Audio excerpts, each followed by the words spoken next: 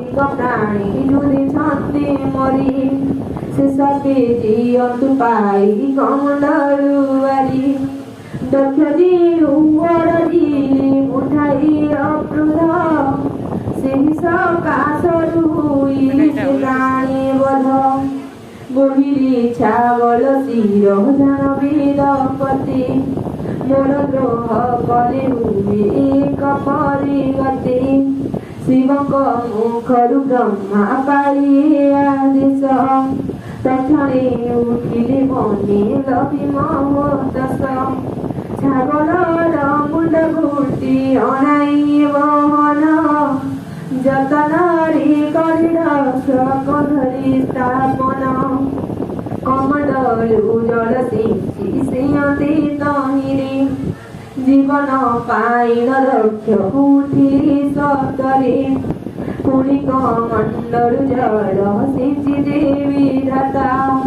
উঠিলি জীবন পাই মরিবা দেবতা ଏହି ପରକାରି ରାଙ୍ଗନର ଋଷିଗଣ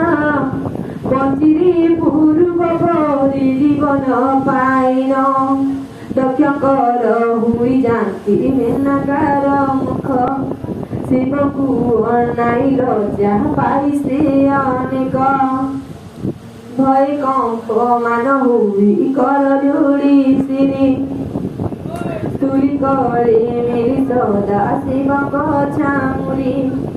ଲାଜ ଭଳି ମୁଖ ପୁତି ବୋଲନ୍ତି ସନ ସର୍ବଭୂତ ପିତ ତୁମ୍ବି ଅତତି ଲୋଚନ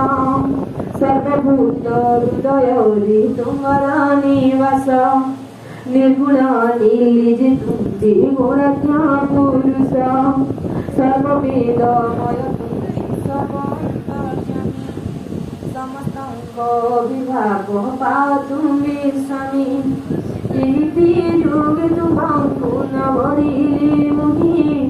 ମୋହର କିମ୍ପାଇ କୂପ କରିଲ ଗୋସାଇଁ ଏହିପରି ବିନୟରି ରଥରେ କହନ୍ତି ଶୁଣି ସାଥେ ସାଥେ ତୁ ସହିଲି ବିଶ୍ୱନାଥେ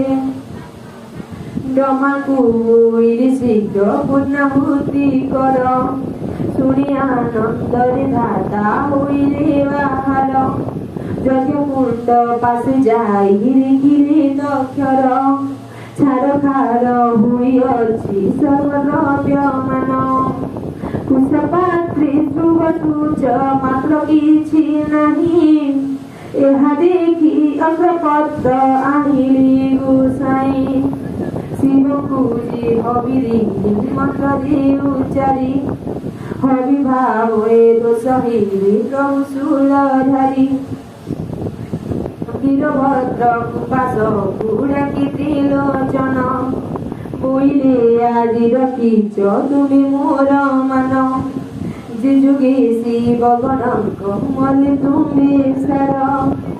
ଏହା କହି ନିଜ କରି ପ୍ରଭୁ ଶୂଳଧର ବୀରଭଦ୍ରଙ୍କର ଶିରେ ଶାଢ଼ୀ ଯେ ବାନ୍ଧିଲେ ପୃଷ୍ଠେ ଚଢ଼ି କୈଳାସ ଚଳିଗଲେ ଶିବଗଣ ପଛେ ପଛେ ଗଲେ ଯେ ଯାହାର ତିନି ପୁର ନରପତି ଚଳିଲେ ଯେ ପୁର ଧାତା ପୁଷ କଲେ ନାନା ମନ କଥା କହି